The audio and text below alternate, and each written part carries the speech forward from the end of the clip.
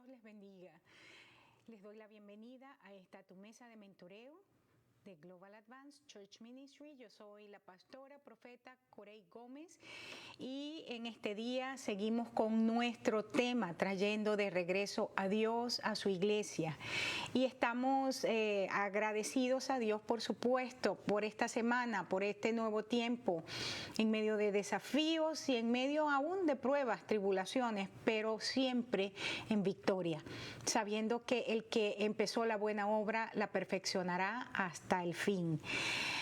Hoy vamos a seguir, como les digo, con el mismo tema que traemos. Ya hoy es la quinta sesión, trayendo a Dios de regreso a su iglesia, trayendo la presencia de regreso a su iglesia. Y hoy quisiera tocar con ustedes un aspecto del tema antes de poder trabajar los principios que quiero compartir con ustedes, con cuál es la tecnología, vamos a decirlo de esa manera, para recuperar la presencia de Dios. Pero quisiera hablar hoy un poco acerca de Icabod. La gloria ha sido quitada. Ya creo que es importante, y de hecho este tópico lo hablé el año pasado en otro de los temas, pero consideré que era necesario poder revisar nuevamente algunos de esos principios para poder pasar entonces a lo que queremos compartir. Hay dos cosas que es importante que revisemos cuando hablamos de Icabod. Una es las condiciones que rodearon la partida del arca. Te vuelvo a decir, esto lo estudiamos en algún momento en las mesas de mentoreo del año pasado, pero es importante que lo repasemos. Y segundo, ¿cómo volvemos a traer la presencia? En este momento, entonces, nos vamos a dedicar a hablar acerca de cuáles fueron las condiciones, esas condiciones primarias que hicieron que el arca se perdiera. ¿Qué fue lo que ocurrió para que el gobierno de Dios dejara de ser operativo en medio de su pueblo? Vamos a estudiar la historia del sacerdote Elí. Amén. En el libro de Jueces nosotros nos encontramos que era un tiempo, y de hecho así lo dice en Jueces 17:6, dice que era un tiempo donde en Israel cada quien hacía como le parecía. En la versión de este tiempo pudiéramos decir cada quien hacía como le daba la gana. Y encontramos que Elí, el sacerdote Elí, fue el penúltimo juez y sacerdote de ese linaje. Y encontramos que este hombre vivía en Silo, desde allí él gobernaba, desde allí operaba en el santuario del Señor, y lo estableció, de hecho establece a Silo allí como el centro de la adoración durante el tiempo que él operó como sacerdote. Encontramos interesantemente cómo, siendo él, te vuelvo a decir, el penúltimo juez, porque el último juez fue el profeta, sacerdote profeta Samuel. Y encontramos una dinámica interesante en este momento de la historia, que es lo que vamos a estudiar, que era la dinámica Elí-Samuel. Una dinámica que establece o vamos a decir, pone en movimiento una transición para la nación, y los vemos a ellos como los protagonistas. Nos encontramos entonces que es interesante, si miramos un paralelo, podemos identificar, y vamos a identificar con bastante claridad y precisión, factores que están operativos también en el día de hoy en la transición que estamos viviendo como iglesia. Fue elegido, en el caso de Samuel, porque estamos hablando de la dinámica Elí-Samuel, fue elegido por Dios para que concluyera ese periodo o esa dispensación, como dijeran los escolásticos, esa dispensación de los jueces, el gobierno de los jueces, e introducir lo que se conoce como un ministerio profético y al mismo tiempo la monarquía. Recuerden que está hoy desde mi casa y a veces los perros ladran, ¿no? Estamos hablando entonces de que Samuel, dentro de lo que era la dinámica Elí-Samuel, nos vamos a encontrar entonces que Samuel representa un linaje sacerdotal completamente distinto, y te vuelvo a decir, en realidad él empieza a introducir lo que era el ministerio profético dentro de la nación, con matices que eran bien importantes e interesantes por demás, que vale la pena entonces que los estudiemos. En el caso de Elí, vuelvo a lo mismo, estamos hablando de lo que era la dinámica Elí-Samuel. En el caso de Elí, Elí representa en esta transición lo que, vamos a decirlo de esta forma, la religión muerta, los rituales sin contenido. Y un hombre, un liderazgo, vamos a ver a Elí más que como un personaje, lo vamos a ver como una generación que había fallado no solamente en el ejercicio de su ministerio, pero había fallado en el ejercicio de su paternidad, en su hogar, había fallado como juez, y esto hace que este hombre deje atrás un fruto que la Biblia la define como hijos de Belial, una generación hijos de Belial. El sacerdote Elí y su familia o su simiente nos habla de varias cosas. Primero, un orden sacerdotal que está muy ocupado en el templo, que está administrando los recursos del templo, que está trayendo todos los días el sacrificio, atendiendo a la gente, la consejería, escuela dominical, todo lo que se hace en el ritual de la iglesia. Pero encontramos que era un liderazgo, una generación sacerdotal que, aunque estaba dentro de la iglesia, en realidad no conocía al Señor. Y el fruto que produce el orden Elí, la generación Elí, el modelo Elí, es un fruto de gente que no conoce a Dios. Y quiero que vayas haciendo la aplicación al tiempo presente. Te decía que estamos encontrando y estamos identificando paralelos con el tiempo presente en nuestra historia, no solamente a nivel iglesia, pero también a nivel gobiernos civiles, porque de manera interesante tenemos en los últimos 40 años, sobre todo en los gobiernos totalitaristas, lo que es la herencia del poder, ¿no? Y de esto es algo interesante a que podamos conversar, y que lo vamos a conversar a lo largo del tema. Te vuelvo a decir, el fruto que produce este orden sacerdotal es gente que no conoce a Dios. Y nuestras congregaciones están llenas de gente que no conoce a Dios. Me impresiona encontrarme con gente que te dice que es fiel asistente a la iglesia, pero en realidad no conocen la palabra, no conoce los caminos de Dios, no conoce a Dios en nada. Dice aquí en 1 de Samuel 2:12 que los hijos de Elí eran hombres impíos y no tenían conocimiento de Jehová. Aquí se resume de manera puntual las características de la simiente de esta generación. Los hijos de Elí, de acuerdo a la palabra, entonces son los hijos de Belial. ¿Y quién es Belial? Un espíritu que corrompe aquello que Dios intenta para bien, para bendición, porque la eclesía que ha estado siempre en el corazón de Dios, ha tenido el propósito de ser cogobernadora con Cristo en la tierra.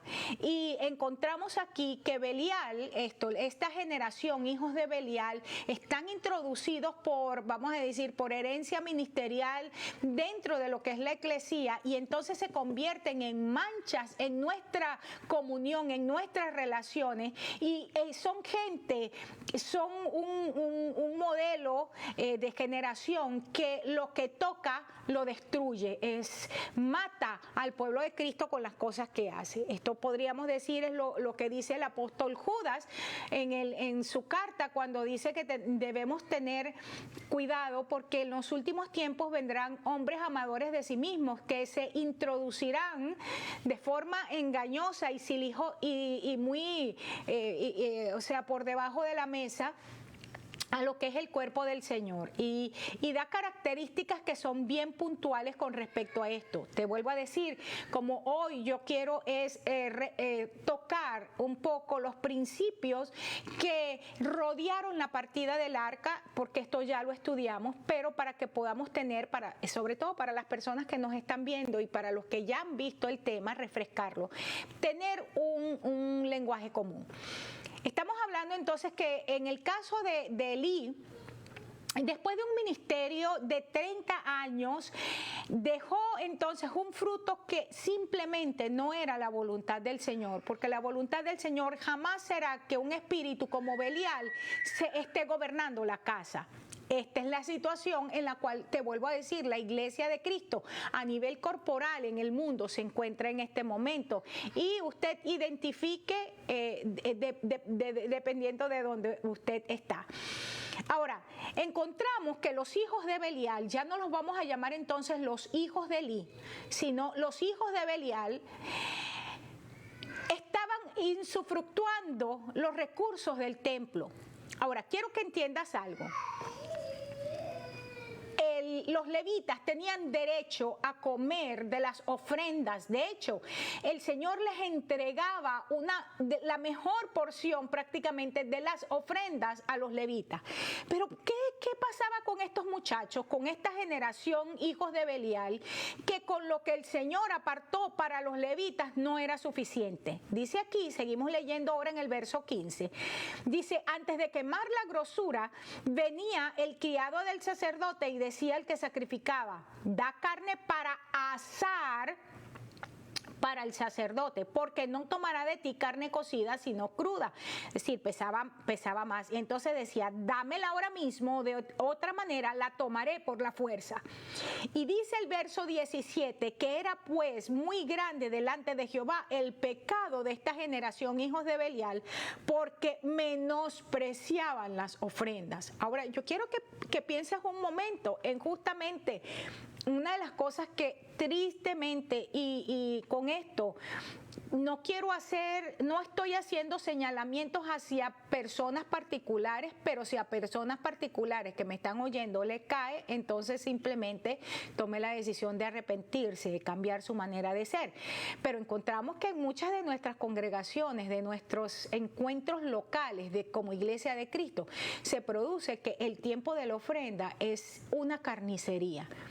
Y se usa de manipulación, se usa de control para que la gente dé. Cuando sabemos que tanto es la responsabilidad de la gente de dar, porque el que no da sus diezmos y sus ofrendas, y no me importa cuál es tu posición, simplemente está robando al Señor. Pero tampoco eso le da al sacerdote ningún derecho a forzar a la gente o a manipular a la gente. Tiene que movernos. Cuando estamos moviéndonos en el orden de Dios, una de las cosas que ocurre es que el Espíritu Santo trae revelación a la gente y la gente empieza a dar por revelación de amor al Padre Celestial. Esto es importante aquí.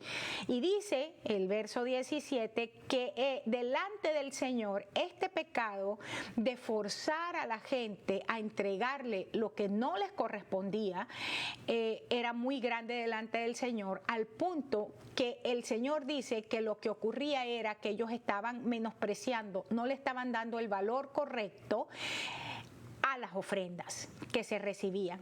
Y dice en el verso 22 que Elí era muy viejo. Estamos hablando entonces de una generación de liderazgo, una generación colocada en el gobierno eclesiástico que había perdido la capacidad para gobernar, había perdido la unción para dirigir. Esto es lo que está diciendo aquí el verso 22. Elí era muy viejo y fíjate lo que ocurría. Dice que él oía todo lo que sus hijos hacían con todo Israel, ni siquiera era con algunos, sino con todo el pueblo, y suma que oía que dormían con las mujeres que velaban a la puerta del tabernáculo de reunión. Elí estaba muy claro, muy consciente de lo que sus hijos estaban haciendo.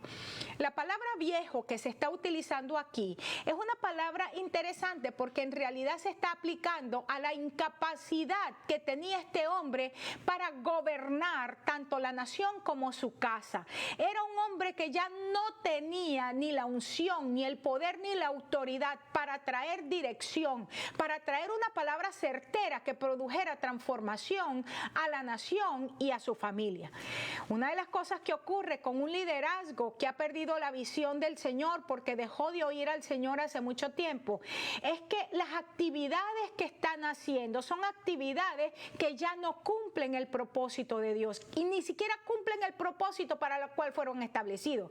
Y pudiéramos hablar de este momento de cosas triviales tales como, por ejemplo, ciertas prácticas que tenemos dentro de nuestras congregaciones que aunque fueron muy buenas en su tiempo, no necesariamente en el tiempo presente están cumpliendo su objetivo.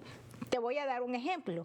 Yo me reúno constantemente con uno de los ministerios de la congregación, que es la escuela dominical, y una de las cosas que les digo siempre es las técnicas y las metodologías que se utilizaron cuando yo era niña, cuando yo era joven, ya no aplican, porque esta generación es una generación completamente distinta a lo que fue, por ejemplo, mi generación, aún la generación siguiente. Es una generación completamente tecnológica, maneja cosas que mi generación empezó a manejar a los 25 años, por ejemplo. Un niño de 8 años, 7, 8 años, maneja computadoras de forma impresionante, maneja teléfonos inteligentes de manera impresionante. Tienen cosas en sus casas como por ejemplo Alexa, cosas que nada más por el reconocimiento de voz se activan. Entonces nosotros no podemos, estoy hablando de algo que se ha hecho prácticamente por el siglo pasado y lo que va de siglo en la congregación, utilizando metodologías de contar historias que simplemente no impactan la vida de nuestros muchachos. Ahora, ¿fue la escuela dominical una buena idea? Por supuesto que sí, especialmente cuando tú estudias cómo es que se forma la escuela dominical, pero no voy a invertir mi tiempo en explicarte eso, pero sí lo que quiero decirte es que fue algo que Dios usó, fue algo que entregó un fruto en su tiempo, pero que en este momento dejó de ser operativo. Entonces, cuando las cosas que hacemos en la visión que tenemos no cumplen el propósito, simplemente eso es debido a que hay un liderazgo que dejó de escuchar al Señor hace tiempo, porque aunque Dios es el mismo ayer, hoy y siempre, el Señor es un Dios que hace nuevas todas las cosas. Ahora, quiero que entiendas un principio. El principio o el producto básico de lo que es la visión de Dios siempre será una calidad de persona, no es una calidad de actividad. Las actividades no son para ser en sí mismas algo por lo cual nosotros decimos somos excelentes porque hacemos esto excelente o esto excelente. Hay que medir la excelencia de las estrategias en cuando observamos el producto, y el producto es la calidad de gente. Y si estamos teniendo gente que son hijos de Belial, gente que no conoce al Señor, gente que menosprecia la presencia del Señor, gente que para ellos es más importante cualquier otra cosa excepto la coinonía, la confraternidad con el pueblo. Estamos en un momento donde esta generación, hay personas por ahí que miren, hasta asco me da escucharlas, estoy usando esta palabra con todo el sentido, cuando hablan acerca de lo que es el cuerpo de Cristo de una manera tan despectiva, y ahí tú puedes entender que son cualquier cosa, hasta brujas que vuelan, menos cristianos. No tienen ningún mínimo conocimiento del Señor. Y no me digas a mí que en el arca de Noé los animales no se hacían del número 2. Con esto quiero decir que nuestras congregaciones locales pueden oler a lo que quieran, pero afuera siempre hay inundación, así de simple. Siempre será mejor estar dentro del arca que fuera del arca. Ahora, cuando estamos hablando, volviendo al punto anterior, de lo que es una calidad de persona, estamos hablando específicamente de lo que dice el apóstol Pablo en el libro de Efesios, cuando dice que ese final, eso con lo que nosotros medimos, es algo que se llama la estatura del varón perfecto. Y una palabra con respecto a la madurez que se utiliza en el Nuevo Testamento es la palabra teleosis, que tiene capacidad para terminar la tarea. Eso es lo que nos dice a nosotros que la gente ha estado bajo un liderazgo con visión de Dios. Sigue diciendo que Elí le decía a sus hijos, porque ustedes se ponen a hacer esto, yo oigo de cómo se están portando mal. Y entonces, ¿sabes cuál es la frase que le da en el verso 24? Hijos míos, eso no es buena fama. Nosotros no podemos dejar que la gente esté hablando de nosotros. O sea, Elí estaba más interesado en lo que decía la gente que en lo que estaba diciendo el Señor. Y entonces después que le dice, además, miren, su conducta lo que está llevando a la gente a pecar. Un hombre incapaz para traer directrices de gobierno. El problema, entonces, de que una generación Belial se forma es a causa de una generación Elí que tiene incapacidad para gobernar actuar de acuerdo al orden de Dios. Ha entrado en tal, vamos a decir, ha diluido tanto los principios del Señor que simple y llanamente no opera o no hace efectivo su trabajo o su misión o su llamado. No utiliza para nada lo que es el poder del Espíritu Santo. Ahora, importante y determinante es entender que cuando hay un cambio de dirección, cuando hay un cambio de sacerdocio, cambiar la conducta no es suficiente. Había un cambio de sacerdocio, porque ya Samuel para este momento estaba en operación. Samuel estaba desde niño en la casa de Elí como siervo de Elí. Y aunque se cría con Elí y al lado de los hijos de Elí, no se corrompió.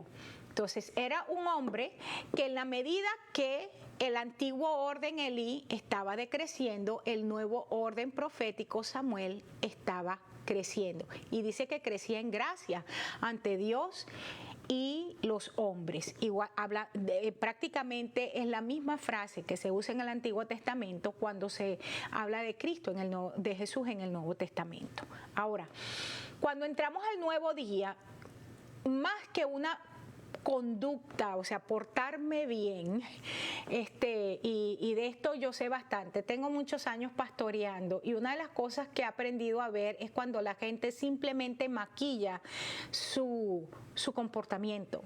Es como, y utilizo la palabra maquillaje porque interesantemente, dígame con las nuevas técnicas de maquillaje que hay, que tienen estas niñas de hoy, Dios mío, tú ves unas cosas, unos monstruos sin maquillaje y cuando se hacen aquel maquillaje son todas unas divas.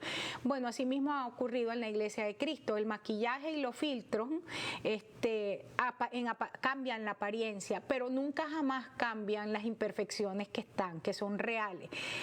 Y cuando es un nuevo día, como lo es hoy, se requiere más que una buena conducta, se requiere habilidades, configuraciones internas que han sido sembradas desde el nacimiento. Ejemplo, Juan el Bautista.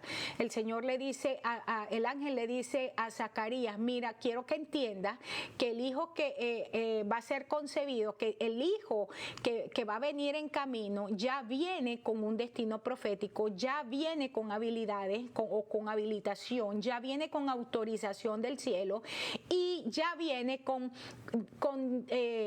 vamos a decir, con logros definidos. Él hará volver el corazón de los padres a los hijos y de los hijos a los padres y va a traer un gran gozo a la nación. Estamos hablando entonces de que se requiere en el nuevo tiempo algo más que simplemente un cambio de conducta. Tiene que ver con habilitaciones internas que son colocadas en el momento que se es concebido como generación. La forma en que está hecha, el carácter, o sea, la forma en que se piensa. He hablado en varias oportunidades esto porque es una de las cosas que a mí más me ha impactado en el último tiempo. Gente que está en la adoración por tiempo y viene y te dice, ¿de qué sirve cuidarse tanto? O sea, si yo veo que otra gente cayó en pecado, tuvo relaciones sexuales antes y al fin y al cabo lo perdonaron. O sea, definitivamente una persona que habla de esa manera es porque nunca conoció a Dios. Maquilló su conducta, maquilló su cara, cambió su vestuario, pero nunca dejó de ser lo que era. Hay gente en mi país, en Venezuela, cuando yo era joven, había un dicho no interesante desde la perspectiva de que, wow, qué profundo, pero sí interesante desde la perspectiva de lo que implicaba. Y era que decían, calladita te ves más bonita. Y es decir, porque hay gente que de verdad usted los ve bien vestidos y tal, pero en el momento que abren la boca tú sabes que no hay nada allí. El cambio que se debe producir en la gente no es relativo al mensaje, sino que el mensaje es lo que articula el cambio. Cuando, por ejemplo, Juan vino diciendo, yo soy una voz, ¿verdad?, que desde el desierto está haciendo una declaración, está entregando un mensaje, arrepiéntanse y conviértanse porque el reino de los cielos se ha acercado.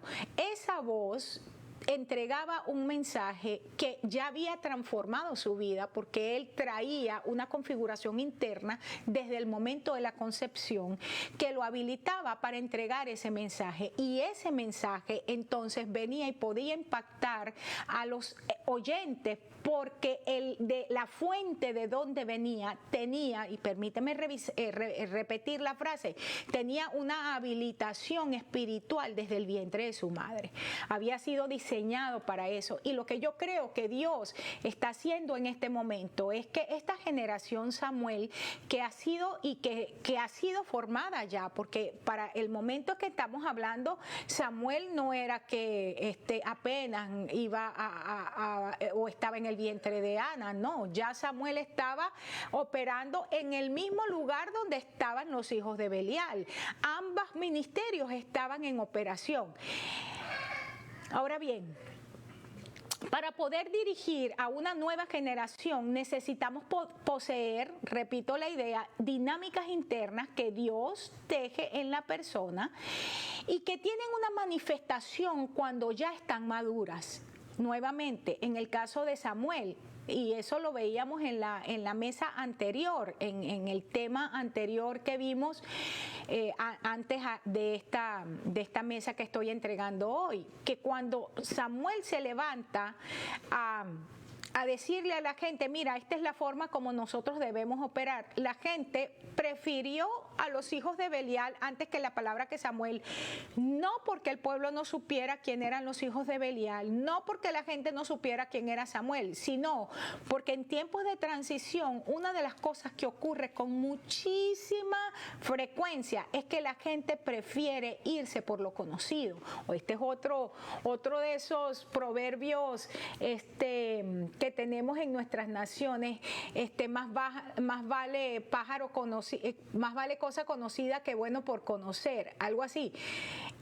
Cosa completamente alejada de la verdad, especialmente de la verdad bíblica, porque en tiempos de transición nosotros abrazamos lo nuevo. Si Abraham, el padre de la fe, cuando Dios le dijo, vas a salir a un lugar que no conoce, y no le dijo a dónde era, no se hubiese aventurado a la jornada en búsqueda de lo desconocido, pudiéramos darle ese título, entonces nosotros hoy como semilla de Abraham ni siquiera existiéramos. Cuando hay una transición, entonces el nuevo líder que se escoge siempre dentro de lo que está allí. Volvemos a lo mismo. Samuel estaba dentro del mismo grupo donde estaban los hijos de Belial, pero nunca se contaminó. Encontramos, por ejemplo, el caso de Josué. Josué es levantado en medio de la congregación, tenía características internas. De hecho, solamente Josué y Caleb son los dos únicos de toda una generación que sale de Egipto que entra a la tierra prometida. Y en el caso interesante de Josué, que ya lo he enseñado en otro momento, Josué traía una habilitación espiritual que lo autorizaba para operar en la reforma que se estaba dando. Moisés el libertador, Josué el conquistador, el que hace que la gente poseyera la tierra. Seguimos. Dentro del nuevo mover de reforma, entonces, ha venido creciendo y madurando en el tiempo, mientras que el viejo está en operación. Dice que ellos no escucharon la voz del Padre, en este caso la generación Belial, porque Jehová había resuelto hacerlos morir. En otras palabras, da la impresión aquí que ya para este momento es Dios el que les cerró los oídos. Ahora, esto es controversial, porque hay varias maneras de verlo, pero quiero mencionar esto, aunque sea controversial, pero quiero que me prestes atención. Pero veamos, por ejemplo, el caso de Egipto y del faraón. Dice la Biblia que el Señor le decía a Moisés y a Aarón, vayan y hablen con faraón y díganle que deje ir a mi pueblo. Si no sale, va a venir otra plaga. Pero dice también que era Dios el que hacía que el corazón de faraón se endureciera. Encontramos también en el Nuevo Testamento que cuando Jesús entrega la parábola del sembrador, los discípulos preguntan, ¿por qué tú le hablas a la gente en parábolas? O sea, ¿por qué tú les predicas de esa manera? Y el Señor dijo esto, para que teniendo oídos no oigan y para que ellos no puedan entender. Pero a ustedes les es dada la revelación de estas parábolas y a ustedes se las explico, vamos a decir.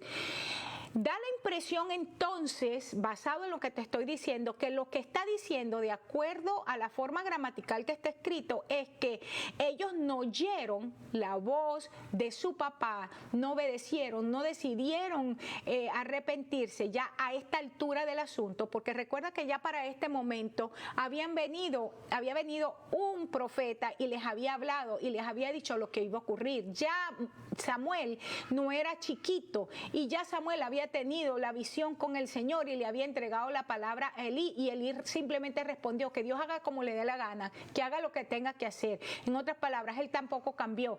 Entonces aquí dice que en ese momento ya Dios había resuelto matarlos. El apóstol Pablo en el libro de Romanos, cuando empieza a hablar acerca de cómo la gente endurece su corazón, dice que llega el momento en que Dios los deja, dice literalmente en la Reina Valera, dice que los suelta en una mente entenebrecida. Y se pierden en sus bajas pasiones y ahí se quedan. Dice, allí simplemente se quedan. Dios mismo los suelta. Ahora, todo esto es contradictorio, especialmente con la doctrina que anda por allí. Ya tiene un poco más de... Para ver, la supergracia está siendo predicada, está más o menos ya por sus 25 años en todo su apogeo. Y esto es algo que yo sé que va en contra de eso, y lamentablemente muchísimas de nuestras congregaciones, especialmente las congregaciones grandes y las otras muchas congregaciones en América Latina, han abrazado esta enseñanza de la supergracia. No importa lo que soy ni cómo me comporto, no importa lo que haga, el amor del Padre siempre es tanto que siempre me va a recibir. Así es, el hijo pródigo, el Padre lo recibió con las manos llenas, pero lo que le dio fue de lo que él tenía. Ya él no heredó porque su herencia se la había llevado y la había malgastado con las prostitutas. Ellos no oyeron la voz del Padre porque Jehová había resuelto matarlos. Y dice en el verso 26 que el joven Samuel, te lo mencionaba, iba creciendo y era acepto delante de Dios y delante de los hombres.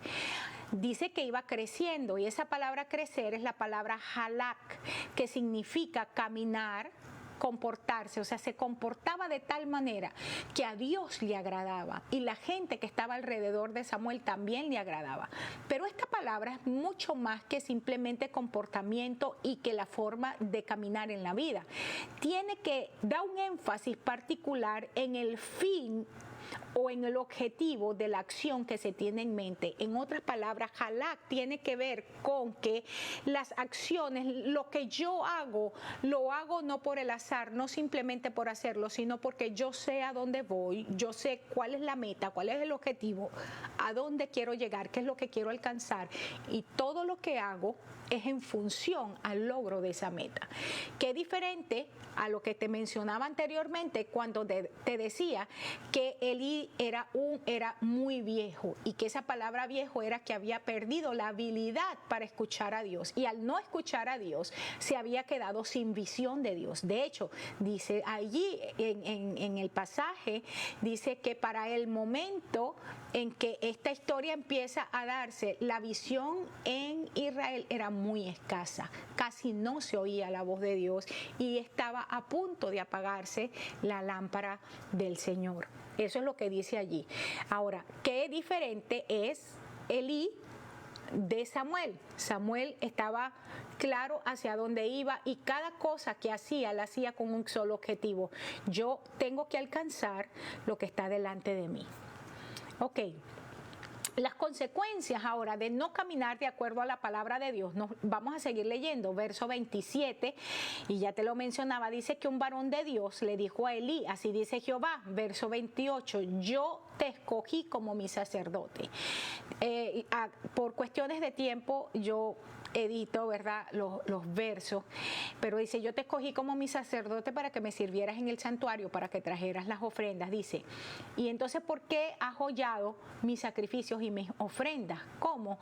Haciendo con las ofrendas y dejando a tus hijos hacer con las ofrendas lo que te da la gana. Aquí el Señor le está diciendo de manera directa, este es el pecado por el cual voy a juzgarte.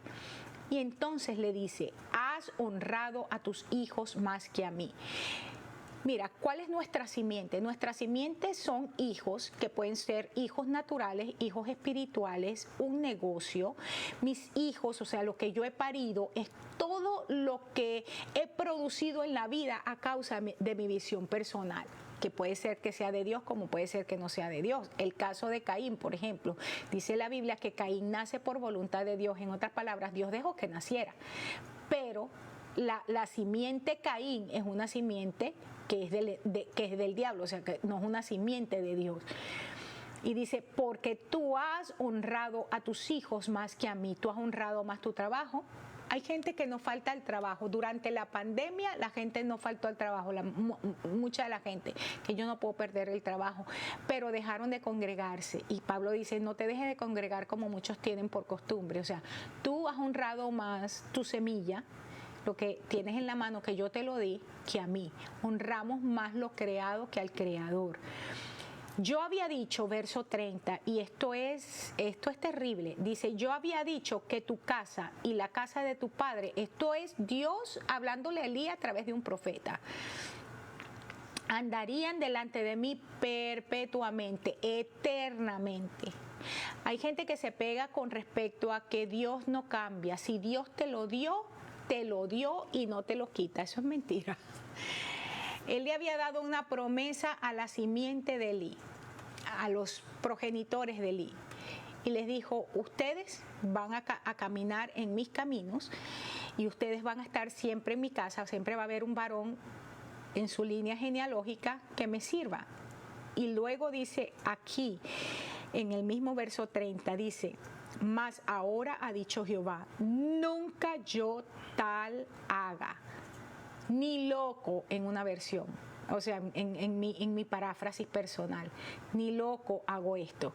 O sea, no te estés creyendo, yo lo prometí, pero en base a todo tu comportamiento, a lo que te has convertido y a lo que has permitido que tus hijos se conviertan, simplemente no lo voy a hacer, no voy a cumplir esa palabra. Dice, nunca yo tal haga, porque yo honraré a los que me honran y los que me desprecian serán tenidos en poco. ¿Cuál fue la palabra cuando le dijo, ¿por qué honras más a tus hijos que a mí? Y ellos menospreciaban las ofrendas del Señor. Y el Señor, y ahí decía ese verso que leíamos, que esto era un gran pecado. Jehová lo veía como un gran pecado. Y entonces ahora le dice aquí, como ustedes me menosprecian, estaban menospreciando las ofrendas. Lo que quiere decir que entonces las ofrendas no son cualquier cosa. El sacrificio que tú traes no es cualquier cosa, sino que el Señor está mirando cómo se usa, cómo se está recibiendo, aún cómo se entrega. Dice, los que me desprecian a mí, entonces yo también los tengo por poca cosa, también los menosprecio. Y dice el verso 31, he aquí vienen días en que cortaré tu brazo. Fíjate lo que le dice, cortaré tu brazo. Esa es, cortaré tu simiente, cortaré la descendencia, lo que te iba a venir. Y dice, y el brazo de la casa de tu padre, de modo que no haya anciano en tu casa. Eso tiene que ver con las promesas que le había dado a los padres de él, diciéndole, siempre habrá alguien que gobierne. O sea, le está diciendo, Elí, estoy cortando tu ministerio en este día, no vas a tener quien te herede, pero también estoy cortando en este momento con la promesa que le entregué a tus padres, con que siempre habría alguien que gobernaría. Verso 32. Terrible esto, y el Señor nos libre a nosotros de caer en esta situación. Verás tu casa humillada mientras Dios colma de bienes a Israel. Dice que el comportamiento, ya lo vimos, que tenían los hijos de Belial, llevaban a Israel a no querer nada con Dios. Y Dios pasa por encima el hecho de que Israel se alejara del Señor y le pone toda la responsabilidad a la generación Belial y a la generación Elí. Y le dice, mientras que tu casa, mientras que ustedes como familia, mientras que ustedes como simiente verán su casa, su ministerio, su ejercicio de poder humillado, van a ver a la iglesia de Cristo que ha sido ultrajada por ustedes, la van a ver colmada de bienes. Y en ningún tiempo, le dice, habrá anciano en tu casa, ya nadie más va a gobernar, ya ninguno va a liderar. ¿Sabes qué? Con respecto a ciertas personas que vienen a nuestras congregaciones y que cuando el día que deciden irse, vienen y hacen maldades. Eso de venir a tratar de destruir una congregación simplemente por venganza. Yo soy una que oro esto. Y tú dirás, ay, qué malvada. No, yo soy profeta y yo creo que la palabra escrita es lo mejor que tenemos, es lo mejor que tenemos en la mano. Y una de las cosas que declaro sobre aquellos que pretenden destruir al cuerpo de Cristo es, Señor, tu palabra dice que el que destruye el templo, y el templo es mi vida, pero también el templo es nuestra reunión, o sea, la dinámica que se produce en nosotros como familia de Dios para que el Señor se manifieste en medio nuestro. Y dice, el que destruya el templo, al cuerpo, Dios lo destruye a él. Y yo oro esa palabra, yo creo en esto. Yo creo firmemente que esto tiene que ser establecido, que mientras el cuerpo de Cristo, la verdadera iglesia es colmada de bendiciones, tiene que haber, hay una generación Belial que tiene que ser humillada y que nunca jamás se pueda parar en la congregación de los santos, como dice el Salmo 1. Dice que Jehová conoce el camino de los justos, pero la senda de los malos perece. Y dice que no se levantarán más los impíos en la congregación de los santos. Y yo le digo amén a esa palabra. Y sigue diciendo en el verso 33, el varón de los tuyos que yo no corte de mi altar. Y sabes que el varón que él no cortó del altar, el único que quedó vivo, le pusieron de nombre Icabod, sin presencia de Dios, sin unción de Dios, sin capacidad para gobernar, sin capacidad para dirigir. Dice, el de los tuyos que yo no corte de mi altar será para consumir tus ojos y llenar tu alma de dolor. ¿Tú sabes qué terrible? O sea, que los hijos de esta simiente Elí, simplemente aquellos que quedaran vivos, iban a traer a su corazón tristezas, quebrantos, dolor. Y dice, y todos los nacidos en tu casa morirán en la edad viril. Y el 34 le dice, ¿sabes cuál es la señal? Que tus hijos, la generación Belial, Ofni y Fines, se van a morir en un día y se murieron en edad viril. ¡Wow! Esto es terrible. Nunca va a haber nadie que llegue a un nivel de madurez que pueda gobernar jamás. Y yo entro en acuerdo con esta palabra para el tiempo presente. 35. Me suscitaré de un sacerdote fiel que haga conforme a mi corazón y a mi alma. Y dice que el que quedare de la simiente Elí simplemente le pedirá al nuevo liderazgo de gobierno que el Señor levanta, que es fiel y conforme a su corazón, le va a venir a decir, hazme el favor, ¿por qué no me das un trabajito, algo que hacer ahí en el ministerio para yo poder comer? Señor nos ayude. Algunos principios de este pasaje, ya me quedan unos minutos para terminar. La gloria de Dios se fue, Icabod. ¿Cuándo se fue? En un kairos donde había líderes sin visión, una generación Elí sin visión y sin presencia activa de Dios. No te olvides que la visión es la implementación terrenal de lo que está escrito en el destino profético de ese hombre. Dios le dijo a Zacarías, este muchacho Juan va a traer mucho gozo al pueblo y va a hacer que el corazón de los padres se vuelva a los hijos, de los hijos a los padres. Él tenía un destino profético que cumplió. Cuando la visión se pierde, no se cumple el destino profético que ya fue establecido en nuestras vidas. Y nosotros existimos es para que ese destino profético sea establecido. Siempre se desarrolla, por supuesto, el destino profético que tenemos con el entendimiento que poseemos. Alguien me preguntaba, y me han preguntado muchas veces, ¿por qué tal cosa? ¿Por qué tal cosa? ¿O por qué tú dices esto? ¿O por qué haces esto? Y una de las frases que yo sé que suena antipático, que suena para algunos puede sonar ofensivo, pero es un principio bíblico. Cada quien se mueve, cada quien se maneja de acuerdo a la revelación que tiene.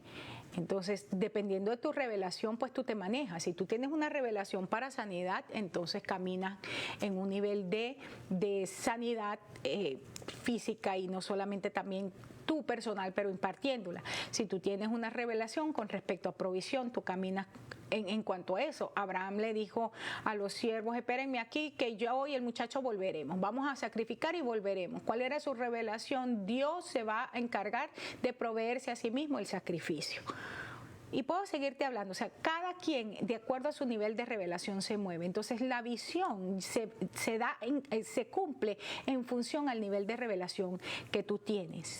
Si tú dices que tienes una visión del Señor y tienes que estarle pidiendo a los demás para poder cumplir la visión, o la visión no es de Dios en tu vida, o simplemente tú no le has permitido al Espíritu Santo que te habilite, porque la visión en sí misma trae consigo un nivel de autorización a nivel espiritual que se manifiesta a nivel natural. Segunda principio que vemos aquí, la gloria se va porque no hay líderes que pueden llevar a la gente a su destino. O sea, estamos extrayendo de todo lo que hablamos, resumiendo. ¿Qué pasaba con Elí? Era tan viejo que no se renovó, él decidió no renovarse y perdió la habilitación para dirigir, para gobernar. Una de las cosas que es importante en el liderazgo que Dios levanta y el que tiene, vamos a decir, esa marca de Dios para operar en el Kairos presente, es que es un líder que entiende que su vida es una jornada completa. Nosotros no acabamos la jornada, sino hasta que estamos presentes en el Señor.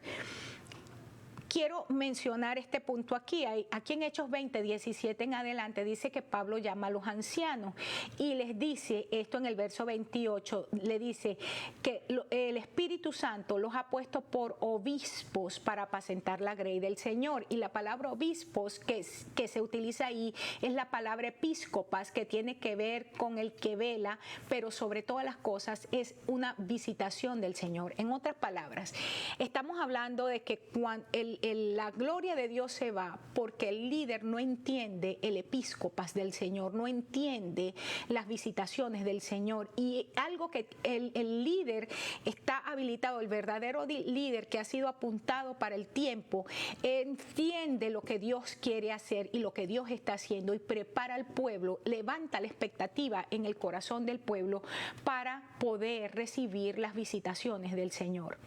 Tercera cosa, ¿por qué la gloria de Dios se va? ¿Por qué el arca es quitada? ¿Por qué la presencia se va? ¿Por qué el gobierno del Señor se va y queda un caos? Porque hay una deshonra abierta a las cosas sagradas. Ya vimos, simplemente la generación Belial hacía con las cosas del Señor, administraba los recursos como le daba la gana, hacía con ellos lo que les daba la gana, y dice que simplemente no oyeron al papá y el Señor decidió: yo los voy a matar. Cuando un sistema, cuando una generación, cuando un día, velo así, cuando una estación en el Señor está llena de error y simplemente la gente se niega a arrepentirse, y el arrepentimiento no es llorar, el arrepentimiento es un cambio de mentalidad que produce un cambio de conducta, una manera distinta de caminar.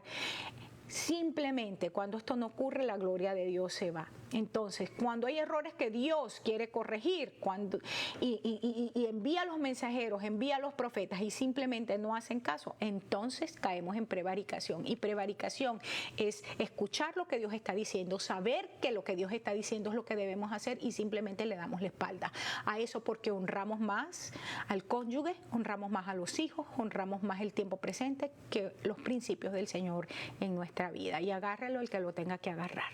Verso 29. Has honrado a tus hijos más que a mí. Honras más a tu simiente que al Señor. Y entonces eso es una deshonra abierta a las cosas sagradas. ¿A qué estás honrando tú más? Esto es fuerte para mí y yo sé por qué lo estoy diciendo. Y sé cuál es el final de estas cosas. Esto es considerado la deshonra a las cosas del Señor como una blasfemia, porque empiezan, para poder justificar lo que están haciendo, empiezan a llamar a las cosas que son de Dios y que son santas, las empiezan a llamar falsas y las empiezan a llamar Satanás, las les ponen la tilde, les ponen el manto de lo que les da la gana y de lo que les viene a la cabeza. Y eso es blasfemia. Y dice que la blasfemia, porque es un mover del espíritu, cuando tú blasfemas sobre aquello que es del espíritu, simplemente dice que eso no tiene perdón de Dios. No lo discutas conmigo, no entres conmigo en una pelea doctrinal, lee la Biblia. Voy terminando. Cuando tú proteges entonces más a tu casa recuerda que se refiere a tu esposita o a tu esposito, a tus hijos, a tu trabajito, a tus cositas, tú sabes, a tu tiempito, a lo tuyo. Cuando tú proteges más lo tuyo, a tu pequeño ministerio, ahí donde tú siembras tus cebollas, donde tú siembras tu tomate, ahí mi ministerio, nadie se meta con eso, no escuchan a no sé qué, porque no quiero que me los levanten. Cuando tú proteges más a tu casa que lo que Dios quiere hacer con tu casa, ahí es cuando Dios se va. El caso contrario, el padre de la fe, cuando Dios le dijo, entrégame a lo que tú más amas, me vas a entregar a tu Isaac, aquí está, Señor, aquí te lo entrego. Dice que se fue al monte y dijo, espérenme que el muchacho y yo vamos a regresar. El principio es el temor a Jehová, se expresa entonces o se manifiesta por la posición que Dios ocupa en tu vida, aún por encima de tu casita, mi esposita, mi esposito, mi muchachito, mi cebollita, Terminando, el reino de Dios se establece entonces en una sumisión voluntaria. Cuando Adán desobedeció, el reino partió. Pero en el caso de Jesús dice que su obediencia fue perfeccionada a través de los padecimientos que tuvo. Así es que nosotros en nuestra condición de libertad decidimos obedecer al Señor a pesar de las circunstancias o de lo que nosotros vivamos. Y termino diciéndote esto, donde hay orden divino, cuando no hay transgresión de principios, cuando no hay transgresión de lo que es gobierno de Dios en nuestras vidas, en nuestras familias, en nuestras congregaciones, en nuestras naciones, la presencia del Señor siempre será notoria. Alguien me decía en estos días que aunque no entendía las cosas que yo estaba enseñando, bueno, porque lo estaba haciendo en español, decía, yo podía ver cielos abiertos. Es decir, cuando hay un orden de Dios, cuando hay gobierno de Dios en nuestras vidas, es notorio, la gente lo va a ver. Y aún aquellos que vienen en contra tuya, que te quieren poner encima lo que ellos son. O sea, vienen de simiente. Cuando hablo de gentil, no estoy hablando de noble, sino vienen de una simiente corrompida. Y entonces vienen a decirte que el corrompido eres tú. Eso era lo que hacía Jezabel. Jezabel vino y puso a alguien y dijo, ven acá, voy a traer testigos. Ustedes van a decir que él blasfemó. Pero ¿quién era la blasfema? ¿Quién era la que traía adoración de Baales a la nación? Era ella. Pero ella logró hacerle creer a los demás que era este hombre en quien no había falta. Ahora, hay de aquellos que se alinean con voces que salieron del infierno. El orden establecido, que es el orden divino, la presencia de Dios. Hay lugares donde tú llegas y hay gobierno de Dios y nadie te dice nada y tú sabes que ahí hay orden de Dios y te alineas a eso. Y cabot, crisis, pérdida del gobierno de Dios en nuestras vidas, de la acción de Dios en nuestras vidas. El Señor nos libre de esto. Yo declaro hoy en el nombre de Jesús, ya con esto cierro, declaro en el nombre de Jesús que nosotros somos la generación Samuel. Si en nosotros hay actitudes de Elí, si en nosotros hay actitudes de esta generación Belial, yo te invito a que entres en un proceso de arrepentimiento. Arrepentimiento es metanoneo, que es un cambio de pensamiento para poder cambiar tu manera de vivir. No te amoldes a este sistema, por el contrario, transfórmate, renuévate para que puedas entender, comprender cuál es la buena voluntad de Dios, agradable y perfecta para tu vida, para tu familia, para el ministerio y sobre todas las cosas para nuestras naciones. Nuestras naciones, la creación completa está gimiendo para que nosotros como hijos de Dios nos manifestemos en un nivel de madurez que lo que empezamos, lo terminamos. En el nombre de Jesús, que seamos conocidos como una generación que la gente no tenga nada que decir de nosotros y que lo que diga sean puras mentiras que caigan sobre sus cabezas. En el nombre de Jesús, te espero en mi próxima mesa y mi oración es que esta palabra quede sembrada en tu vida. Dios te bendiga, Dios te guarde. Gracias por sintonizarme nuevamente. Que esta palabra fructifique para la gloria de Dios. Amén.